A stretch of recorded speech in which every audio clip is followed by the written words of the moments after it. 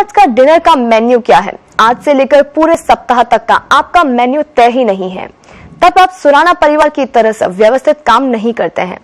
चेन्नई के सुराना परिवार का हर सदस्य जानता है कि पूरे महीने के लिए भोजन का मेन्यू क्या होगा। यहाँ हर काम पूरी योजना के साथ किया जाता है। चेन्नई के सुराना परिवार से जानिए कि किस तरह से एक ISO सर्टिफाइड घर चलाया जाता है। ये शायद देश का पहला घर है जिसे ISO सर्टिफिकेशन प्राप्त है। ये सब वर्ष 1987 में शुरू हुआ, जब वकील PS सुराना एक केस के सिलसिले में इटली गए। वहाँ एक कानून की फर्म को संभालने के लिए सिस्टम को आत्मसात करना पड़ा। इलेक्ट्रॉनिक टाइपराइटर से क्लाइंट्स को अपॉइंटमेंट देने में, एम्प्लॉयज को काम देने और बिल्स को साझा करने में पारदर्शी तरीके से मदद मिलती थी। वर्ष 1988 में कैलिफोर्निया में उन्हें कंप्यूटर्स के बारे में जानकारी मिली। अगले साल सुराना के दफ्तर में भी कंप्यूटर आ गए। सुराना के बेटे विनोद के मुताबिक, हमें बहुत जल्द तकनीक का फायदा पता लग गया। परिवार के हर सदस्य को एक पदनाम और भूमिका सर्टिफिकेशन के लिए nodal agency bureau for Indian students BIS के लिए भी ये एक नया काम था।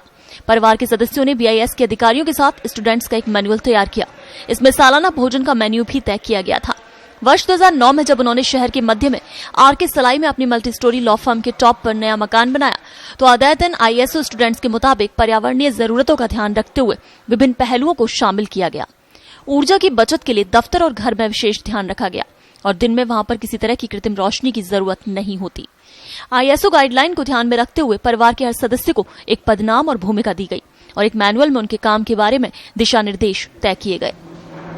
परिवार के इस तरह घर के हर कमरे का एक नाम सुधर्मा तय किया गया।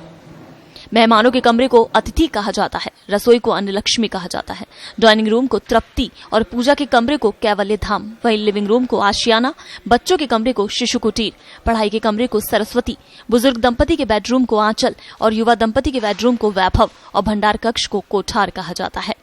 परिवार से अपेक्षा की जाती है कि विभिन्न मानदंडों, जिसमें स्वास्थ्य भी शामिल है, पर लगातार सुधार दर्शाया जाए। इसलिए संरक्षित या कृत्रिम सामग्री वाले भोजन की कड़ी मनाई है। सब्जियां लाने के बाद कमरे के तापमान पर 3 घंटे तक भिगोई जाती हैं।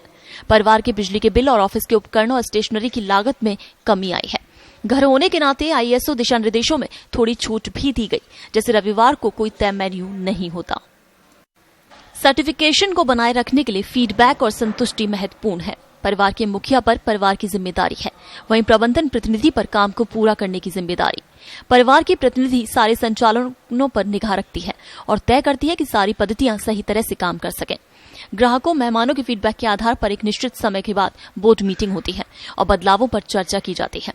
स्थायी ग्राहकों से भी अपने फीडबैक देने की अपेक्षा की जाती है। सुराना और सुराना परिवार SSH की क्वालिटी पॉलिसी में उल्लेख है कि वो हर समय प्रभावी, जरूरत आधारित फूड, हाउसकीपिंग और फैकल्टी मैनेजमेंट सर्विस देने के लिए प्रतिबद्ध है। परिवार का प्रशासक SSH एम्प्लॉयज के लिए एक विस्तृत कार्य निर्देशिका का संधारण करता है। इसमें आगंतुकों का स्वागत, हाउसकीपिंग, निजी स्वच्छता शामिल है। रश्मि कहती हैं कि घर में एक साल में 160 से ज्यादा घंटे अगले दिन के मेन्यू पर विचार विमर्श करने के लिए खर्च किए जाते हैं। वर्ष 1999 में कंपनी ने ISO सर्टिफिकेशन के लिए अप्लाई किया और सुराना परिवार ने दावा किया कि यह सर्टिफिकेशन प्राप्त करने वाली एशिया की पहली लॉ फर्म होगी। इस बीच विनोद ने हमपेशा रश्मि से शादी की। वर्ष 2004 में दंपति के 2 बच्चे होने के बाद परिवार ने निर्णय किया कि उन्हें अपने घर के लिए ISO सर्टिफिकेशन प्राप्त करना चाहिए। ISO का आधारभूत सिद्धांत है, वो करें जो आप कहते हैं और वे कहें जो आप करते हैं। लीला और रश्मि की मेहनत से जुलाई 2004 में घर को ISO सर्टिफिकेशन मिला। 80 से 90 हजार सालाना लागत आती है ISO सर्टिफिकेशन और BIS ऑडिट्स की ओर, और इसके पालन में 20,000 रुपए खर्च होते हैं।